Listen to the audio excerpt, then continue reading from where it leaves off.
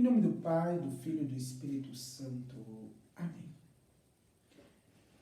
Ave Maria, cheia de graça, o Senhor é convosco, bendita sois vós entre as mulheres, e o fruto do vosso ventre, Jesus. Santa Maria, Mãe de Deus, rogai por nós, pecadores, agora e na hora de nossa morte. Amém. Santo anjo do Senhor, meu zeloso guardador, já que a ti me confiou, a piedade divina sempre me rege, me guarda, me governa, me ilumina. Amém. Lembrai-vos, ó Puríssima Virgem, que nunca se ouviu dizer que algum daqueles que tem a voz recorrido, implorando a vossa assistência, reclamado o vosso socorro, fosse por vós algum desamparado. Animado eu, pois, com igual confiança, a vós, Virgem, de toda singular, como mãe recorro. De vós me vale, gemendo sob o peso de meus pecados. E prostro aos vossos pés. Não desprezis as minhas súplicas, mãe de Deus manado, mas dignar me ouvir propício e alcançar-me sempre, que vos rogo. Assim seja. Santo anjo do Senhor, meu zeloso guardador, já que te me confio, a pena divina sempre rege, guarda o bem de mim também. Em nome do Pai, do Filho e do Espírito Santo. Amém. Bem, estamos contando a história, uma breve história, claro, da Mariologia. Já entendemos que a Mariologia é um estudo sistemático, aprofundado sobre a Virgem Maria. Vimos também que as fontes da Mariologia são aquelas mesmas da teologia, a própria palavra de Deus, presente na Sagrada Escritura e na Sagrada Tradição, e o magistério, que interpreta, que conserva, né, que transmite essa mesma palavra. É do magistério, é da Bíblia e da tradição que retiramos essencialmente o que estudamos sobre Nossa Senhora. É claro que aí também são os escritores cristãos, há tantas coisas aí que trazemos para a Mariologia, né? Arte, poesia, música, tem tanta coisa sobre a Mariologia que nós podemos também usar, né? Mas essencialmente, né, na essência, são os três pilares, né? A palavra de Deus, né? A Bíblia, a tradição e o magistério. Bem, a partir das fontes da teologia, então resolvemos fazer um breve apanhado sobre a Mariologia, sobre a história da Mariologia. Eu disse, conhecendo um pouco da história dessa ciência teológica, que é a Mariologia, nós vamos conhecendo mais Nossa Senhora, então vamos conhecendo como é que foi se criando na igreja, a partir dos escritos desses teólogos do cristianismo, como foi se criando mais e mais o pensamento mariológico, o pensamento sobre a Virgem Maria. E já falamos então no encontro anterior sobre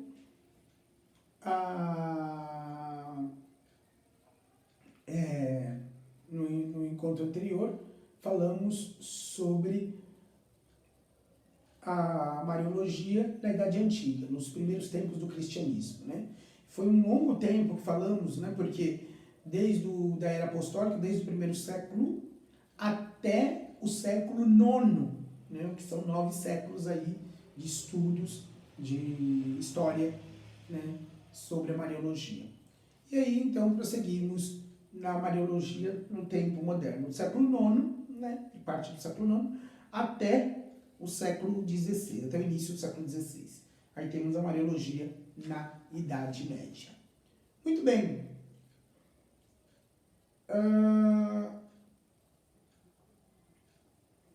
Um escritor chamado Noyon disse que Maria, na Idade Média, se encontra em todas as partes. A Virgem Maria se encontra em todas as partes na Idade Média. Na liturgia, na oração, na pregação, na literatura, na arte. Então, por onde quer que se visse, via Nossa Senhora. De verdade, a gente, por exemplo, andando nas ruas de Roma, por exemplo, né? Roma tão antiga, se vê em várias esquinas, não é difícil de ver, quadrinhos com a figura da Virgem, né? Claro que tem alguns que são mais modernos, mas tem certamente quadrinhos ali que nós vemos ali nas esquinas de honra da Virgem, que vem desse tempo da Idade Média, né? Sem contar os templos que foram construídos. Se a gente pega a imensidade de número de artes, né? Nessa época, que foram, de fato, dedicadas à Virgem Maria, né? Quanto de quadros, né? Pintados, né? Com a Virgem Maria. Isso para falar no Ocidente, né? No Oriente eles têm os ícones, quantos ícones sobre a Mãe de Deus, né? Então, de verdade, a arte também, né? A Virgem Maria na arte, alguma vez a gente pode até falar melhor sobre isso, mas tudo isso, como eu disse, contribui para a Mariologia. E, de fato, na Idade Média se respirava Deus, então se respirava também a Virgem Maria. Então, como tudo estava de algum modo pleno, né, dessa presença de Deus, né, não significa que o povo da Idade Média era muito mais santo do que o nosso também, mas significa que era um povo que recorria mais a Deus, que acreditava mais em Deus certamente do que o nosso povo atual, né, do que a nossa sociedade contemporânea. Mas na Idade Média, de verdade, como era um povo que tinha muito clara essa presença de Deus, né, também é muito clara a presença da Virgem Maria. Bem, falando da Idade Média, nós temos aí a grande contribuição na Idade Média das ordens religiosas, né? Grandes ordens religiosas ajudaram a difundir esse pensamento mariológico, né? A própria devoção mariana e o próprio pensamento mariológico. Aí temos com cada congregação religiosa uma escola de espiritualidade, né? Distinta, que traz algumas coisas importantes, né? Temos a congregação dos franciscanos, por exemplo, os dominicanos, os servos de Maria, os carmelitas. Então tem uma série de congregações, né? E algumas delas dedicadas diretamente a Nossa Senhora, cujos teólogos, muitos deles santos, canonizados pela Igreja, né? Que falam exatamente sobre a importância, sobre a presença, sobre quem é a Virgem Maria. Muito bem. Dito isso, né, nós vamos ver, então, como é que, de verdade, na Idade Média, nós temos aí uma divisão, né? Primeiro temos uma primeira divisão, duas divisões, né? Como tínhamos na Idade Antiga, até do início da Era Apostólica, até o Concílio de Éfeso, e depois do Concílio de Éfeso até o fim da Patrística. Aqui nós vamos também ter dois períodos na Idade Média, falando de Mariologia. Desde o fim da Idade Patrística até São Bernardo de Claraval. Depois, desde São Bernardo de Claraval até o início da chamada Reforma Protestante. Na verdade, aí nós temos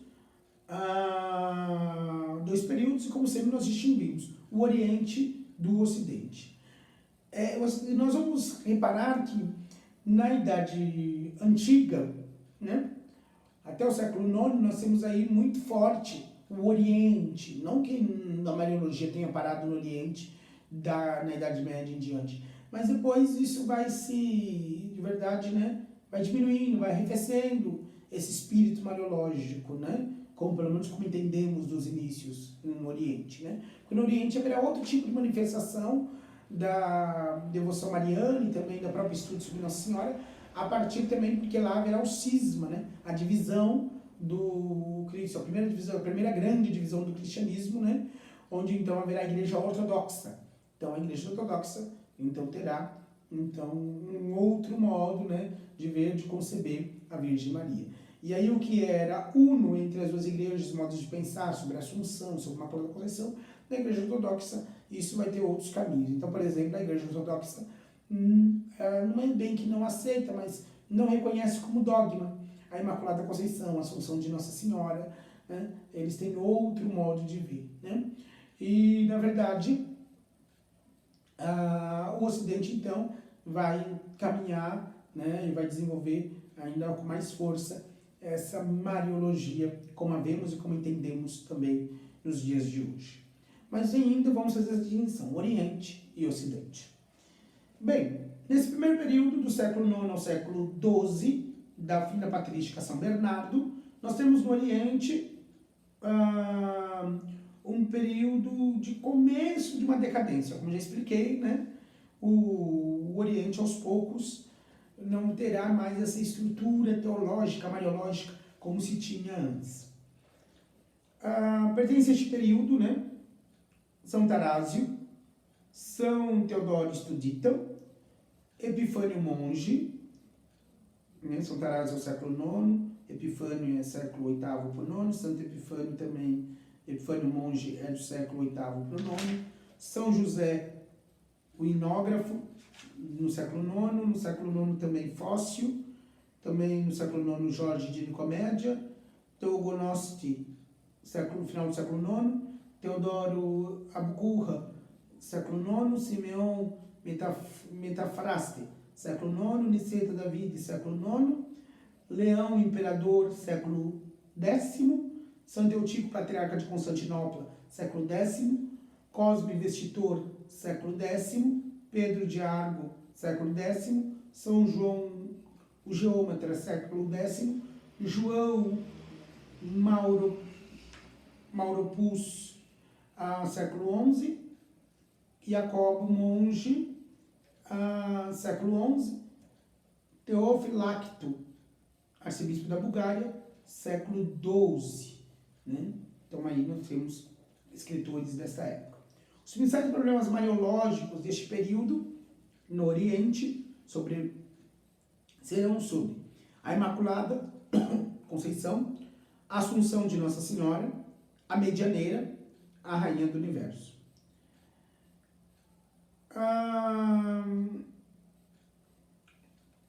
As antigas doutrinas que já falamos sobre a maternidade divina, sobre a virgindade, sobre Nossa Senhora como nova Eva, que já aparecia no Oriente, elas se conservam e ainda são consolidadas, vão se tornando cada vez mais fortes a ideia de que Nossa Senhora é Mãe de Deus, Virgem, nova Eva.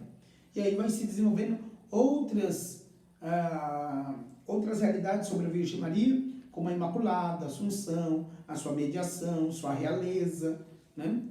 A Irmandade de Maria Santíssima, da culpa original, o de São Tarásio, São Teodoro Estudita, Epifânio Monge, São José o Inógrafo, Fócio, Jorge de Nicomédia, Teogonosti, Niceta, David, Leão o Sábio, Imperador, Santo Eutino de Constantinopla, Pedro de Argo, João Geômetra, Miguel Picelos, João Mauropus, João Furnes, Teofilacto da Bulgária, Teodoro Pródomos. Então temos aí uma série de escritores que vai falar sobre essa santidade de Maria, né? Sobre a imunidade de Maria Santíssima da culpa original.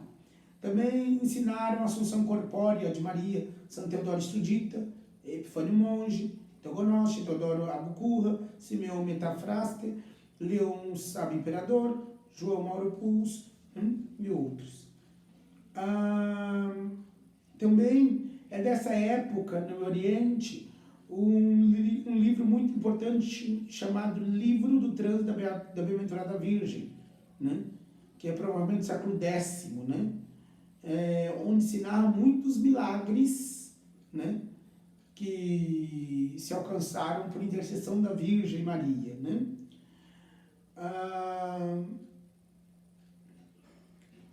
Então, daí por diante sairão outros livros também falando sobre os milagres que se recebe por intercessão dela, né? Mas, de verdade, o primeiro sai justamente no Oriente de novo, né? Oriente de novo na vanguarda, né? Oriente que aparece, né? De verdade, né? Na ponta da lança, com algo de novo, que é esse escrito sobre os milagres, né? Sobre os milagres por intercessão da Virgem Maria. No Ocidente, a maternidade divina já estava definida, né? Já estava até definida como dogma para a igreja inteira. A virgindade perpétua chega a um ponto muito alto, né?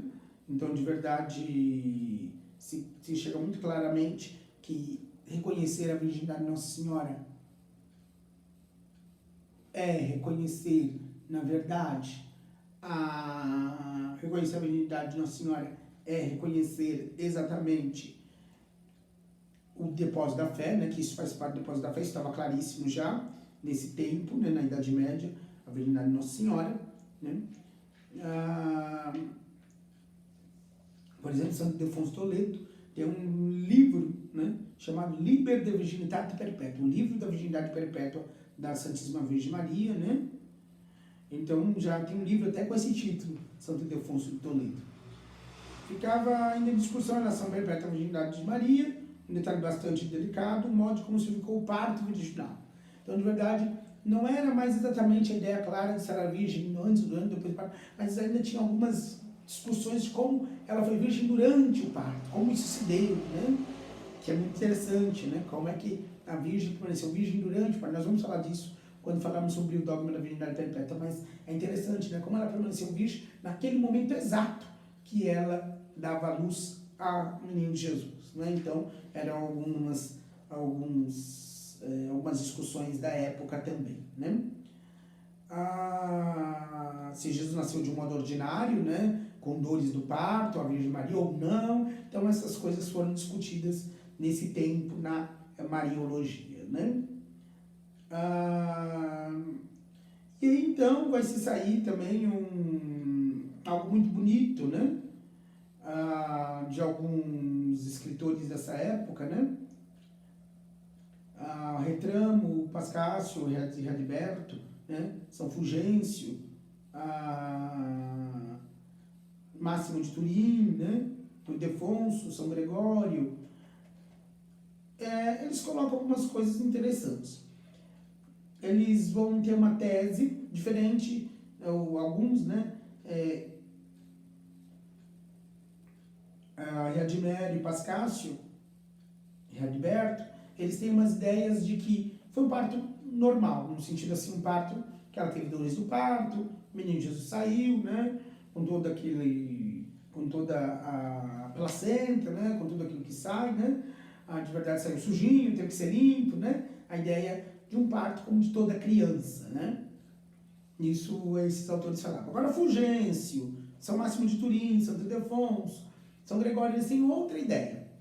Eles vão, de fato, dizer, né, que se Cristo saiu milagrosamente do seio de Maria, como atravessou mais tarde a porta fechada do cenáculo, né? Então, de verdade, Nossa Senhora permaneceu realmente virgem.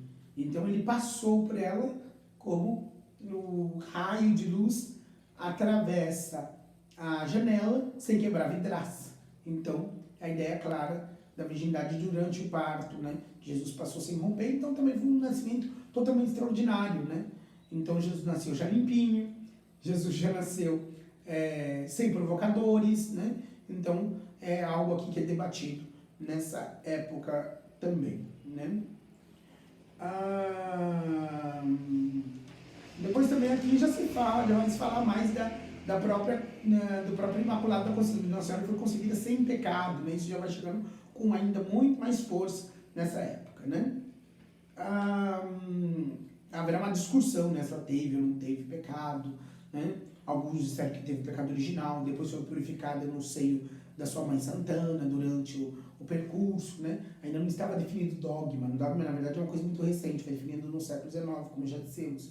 Então, o dogma da Imaculada Conceição, como é algo que só acontece depois, então, portanto, nós temos aí, né, uma clareza muito grande, né, de que isso vem só depois. Mas, de qualquer modo, a discussão, o debate é sempre muito acirrado, né?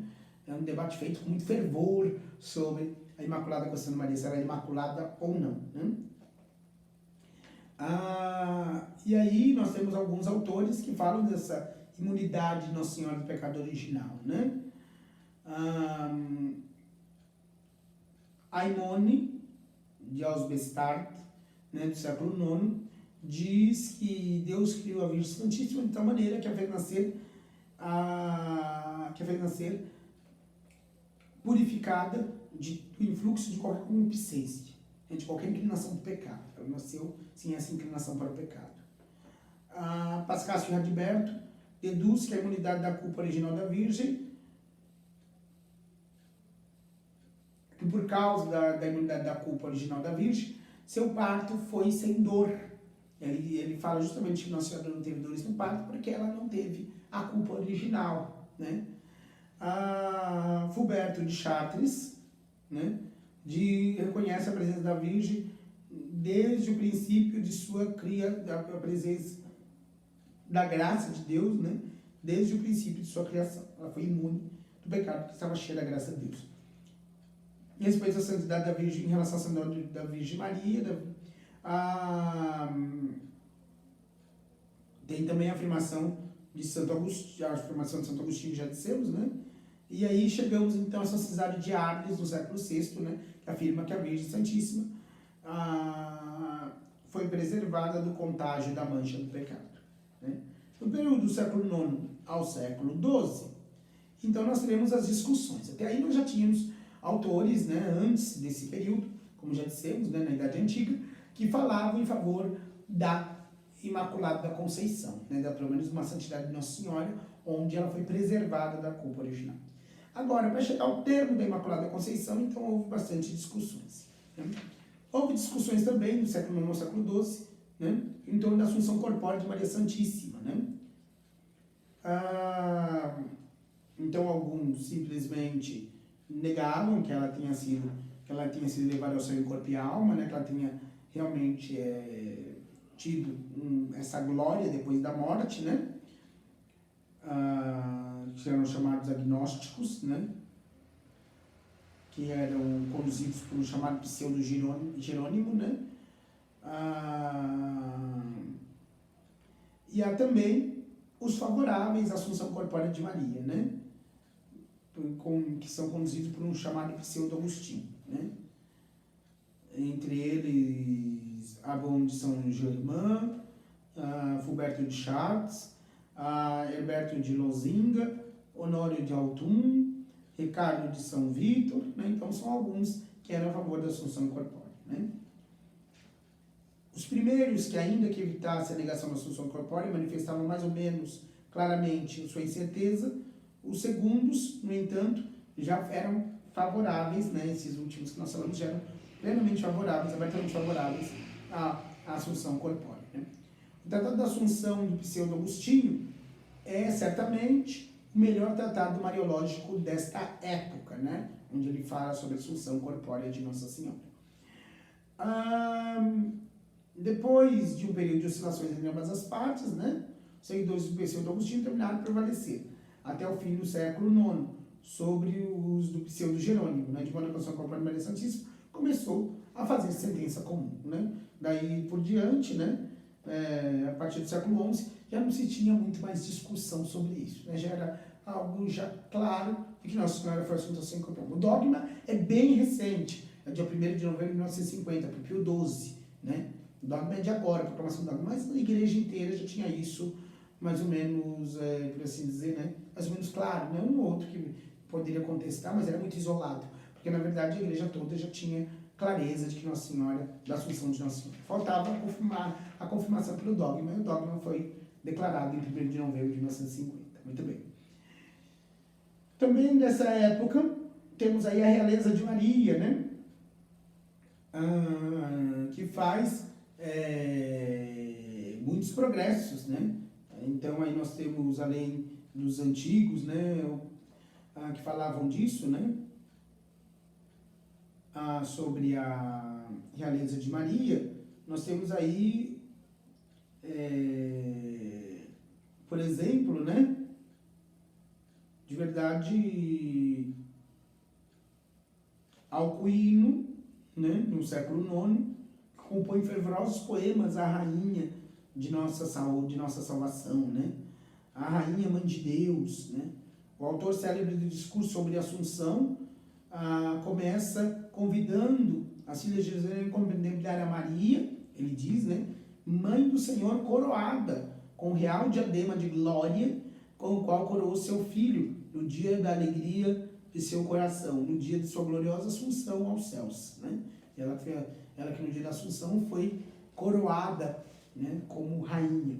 Fundamental realeza se encontra na maternidade divina, né? São Pedro Damião,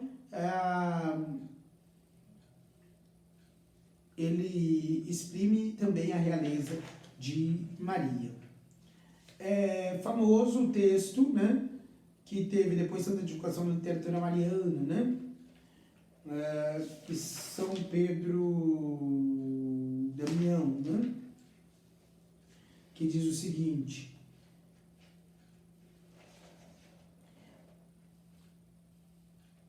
Tu, Virgem Maria, te apresentas ante aquele altar de ouro da humana reconciliação, não só rogando, mas sim mandando como senhora, não como serva, né?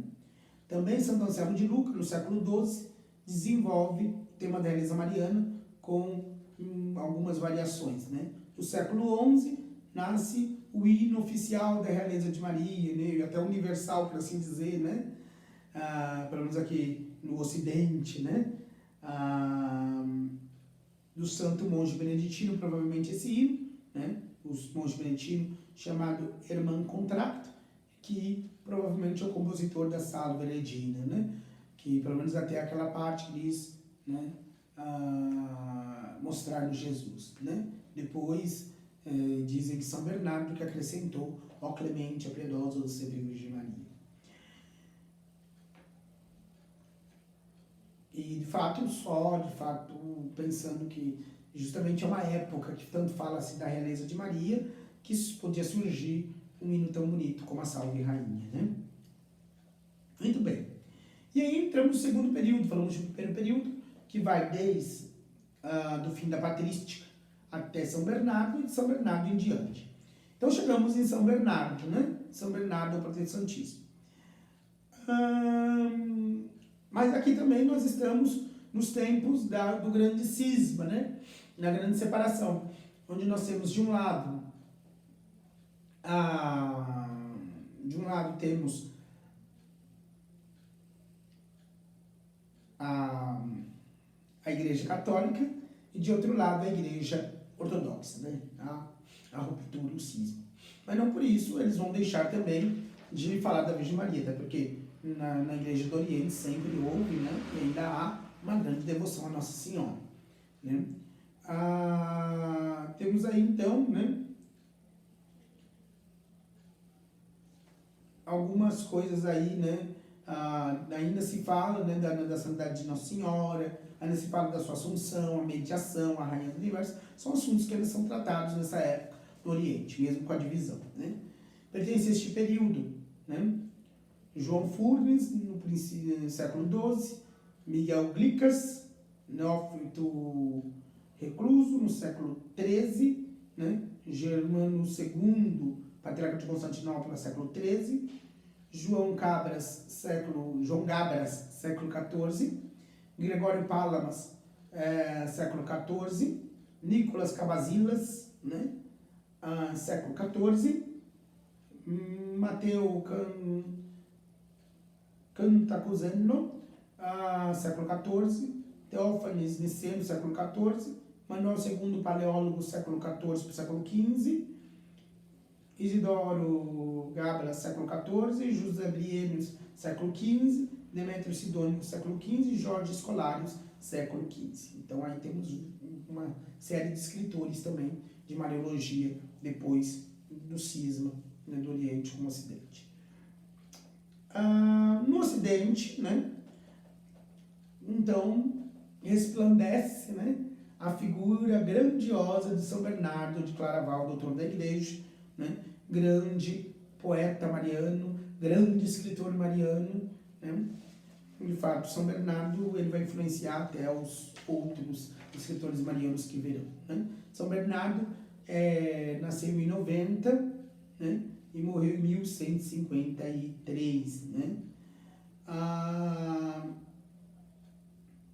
São Bernardo ele tem de verdade vários escritos que falam sobre a Virgem Maria, né? Ele tem sermões para diversas festas marianas, né? A célebre carta de 174 aos cônegos de Lyon, né? Sobre a festa da Concepção, né? Deixou um pequeno tratado, por assim dizer, sobre a Virgem Maria, que se chama De Laudibus Virginis Matriz, né? Que consta de 4 homilias sobre do anjo que foi enviado por Deus a Maria, né? E de verdade ele quer demonstrar, né, o louvor à Virgem, comentando o passo da Anunciação, né? São Bernardo ele foi a alma do movimento mariano, pelo menos por 2 séculos, né? Ele foi a alma nesse movimento com força, né? Ele influenciou o século XII e o século XIII nesse movimento em torno do culto, da devoção, do estudo sobre a Virgem Maria, né? Por exemplo, se pensamos em São Boaventura, que vem depois, né? São Boaventura, que vem depois de São Bernardo, São Boaventura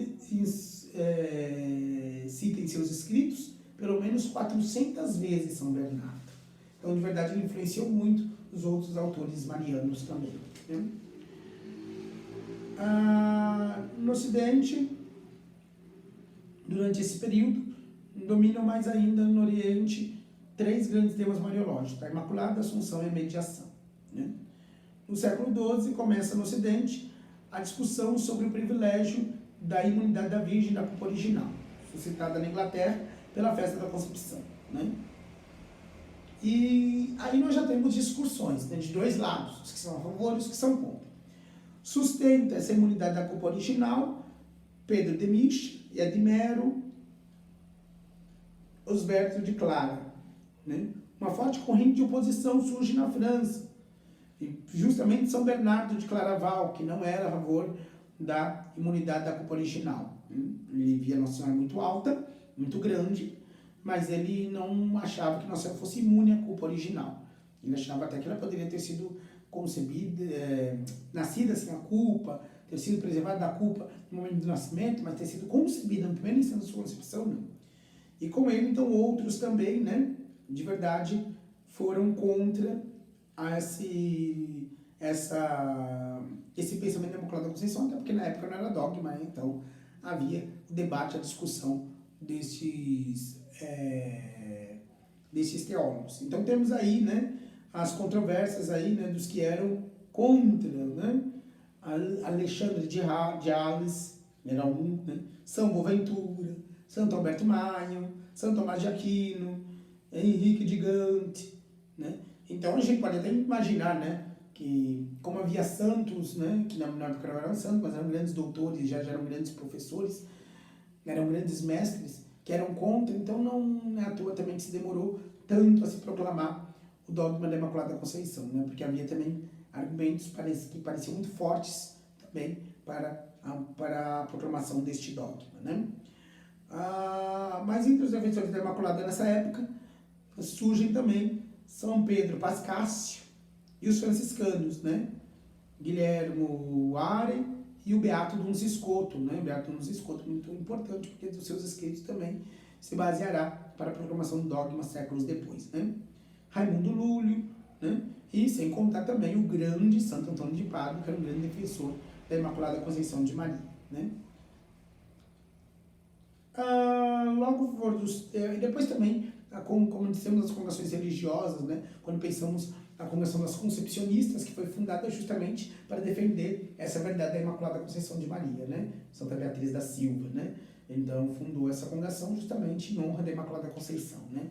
Depois dessa congregação tem uma venerável chamada Maria de Ágreda, nós vamos falar dela algumas vezes também. Maria de Ágreda, ela escreve, né, segundo suas experiências místicas com Nossa Senhora, uma biografia de Nossa Senhora, né? A mística Cidade de Deus, né? Então também muito interessante também, né? Que é também uma defesa da Imaculada Conceição de Maria. E são coisas que vêm depois desse período, mas para dizer que esse debate sobre a questão da Imaculada Conceição foi longo e forte na Igreja Católica. No século... Depois também é importante dizer, né? Que também teve o Concílio de Basileia, ainda que o concílio não fosse legítimo, né?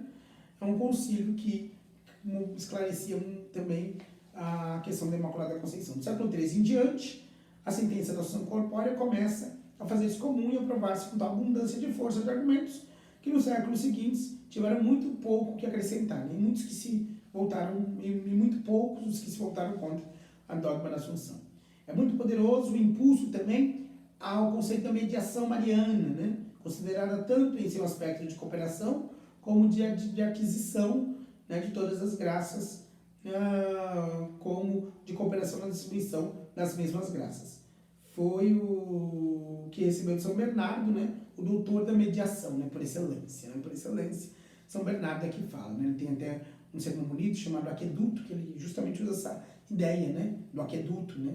Que é justamente o processo, né? O instrumento que era usado desde a Roma Antiga para fazer chegar a água, né?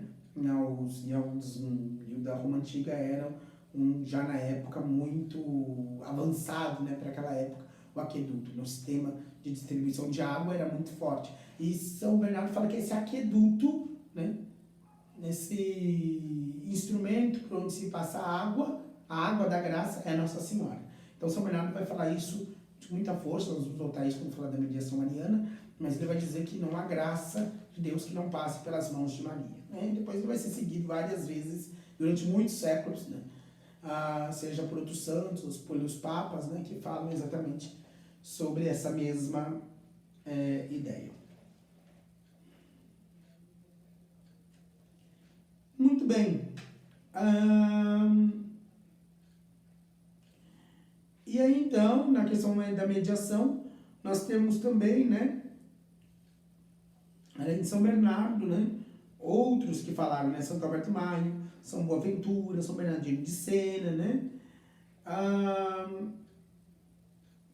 e aí, cada vez mais, né, essa ideia da mediação de Maria vai estar sendo ligada a uma índole corredentora, né, da compaixão de Maria, né, Maria que se compadece com seu filho, Maria que sofre com seu filho na cruz, Maria Santíssima que sofre com seu filho na cruz, né, e as dores de Maria Santíssima unidas às dores de seu filho, né, nos ajudam a nos salvar. Essa ideia vai saindo com mais força, né, começando no século XII com Arnaldo de Chartres, né, que tem um opúsculo que se chama De Septem Verbis Domini Incruti, né, as sete palavras de Jesus na cruz, né, que fala sobre esse assunto, e depois seguido por Godofredo de Alimonte, Ricardo de São Lourenço, né, Santo Alberto Maio, né, que tem um escrito chamado Speculum Humani Salvationis, onde fala disso, né, sobre a questão de Nossa Senhora que sofre com seu filho,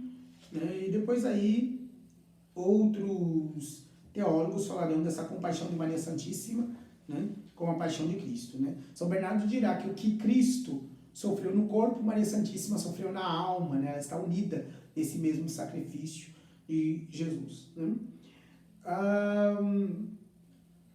E aí então, nós temos Edmério de Cantuária, né, João Tauler, Ambrósio Catarino, que serão alguns que falarão muito claramente desse mérito corredentor de Maria, né. E aí então nós temos aí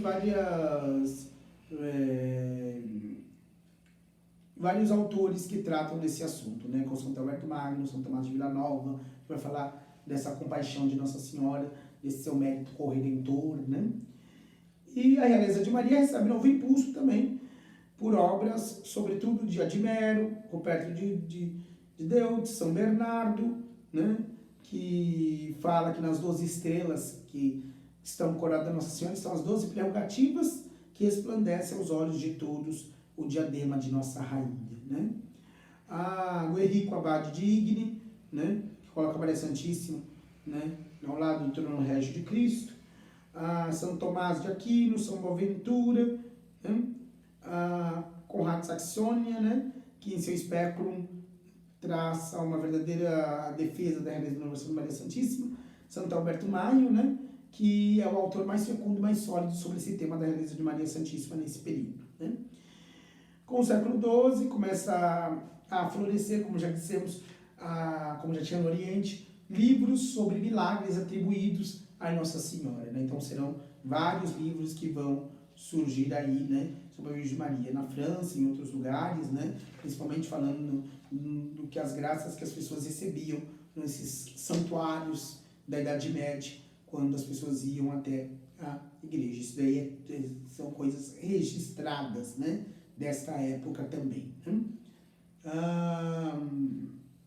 Tem um livro, por exemplo, de Gualtério de Cluny, que se chama De Miraculis Beatae Virginis Mariae, né? Os milagres da bem-aventurada Virgem Maria. Né? Um bonitinho em inglês, né? Guilhermo Malmesbury, né? Tem um florégio também sobre essa mesma ideia, né? onde ele trazia 55 florilégio com 55 milagres, né, atribuídos à intercessão da Virgem, né. Então, e também aí, né, o que era escrito em latim, né, que era a língua oficial, né, da igreja também aqui no Ocidente, né, da igreja inteira, mas de modo particular aqui no Ocidente, também começa a aparecer em línguas populares, né, o povo, né, também falava, e alguns escritores escreviam em línguas populares, línguas daquelas pessoas, línguas faladas naquele povo, a língua latim, esses milagres recebidos por intercessão de Nossa Senhora. Tal era a popularidade destes milagres, né? O povo falava destes milagres, né? Começam, então, alguns tratados sobre a Virgem Maria também, né? Temos aí um tratado de São Bernardino de Sena, por exemplo, né? Que trazem 11 discursos marianos densos de doutrina, dispostos cronologicamente segundo os distintos mistérios da Virgem Maria. O nome de Maria, a concepção de Maria, nascimento, anunciação, palavras pronunciadas por Maria Santíssima, purificação, assunção e glória da Virgem, né? Então aí nós temos um longo testemunho sobre a Virgem Maria nesse tempo da Idade Média. Tudo muito rico, tudo muito profundo, né? Com bastante profundidade, né? Com bastante material, conteúdo, né? Porque o homem da Idade Média era um homem profundamente temente a Deus, né? Pecador como todos de todas as épocas, mas muito temente a Deus, e tinha em Nossa Senhora a sua força. Você está pensando também que nós temos na Idade Média um povo também muito sofrido, né? A Idade Média foi invadida por muitas guerras, né? Pestes das mais diversas, né? Foram guerras, pestes, fomes, né? Com a peste negra, né? Que assolou a Idade Média durante muito tempo, né? Então, de verdade, a Europa sofreu muito, o Ocidente sofreu muito, né? Na Idade Média. Então, de verdade, sempre se recorria a Nossa Senhora, né? Ela sempre como mãe para acolher, para abraçar os seus filhos, né? Então, ficamos aqui, né? Falando sobre a Virgem Maria, a Mariologia, estudo sobre a Virgem Maria na Idade Média. E peço a você, né?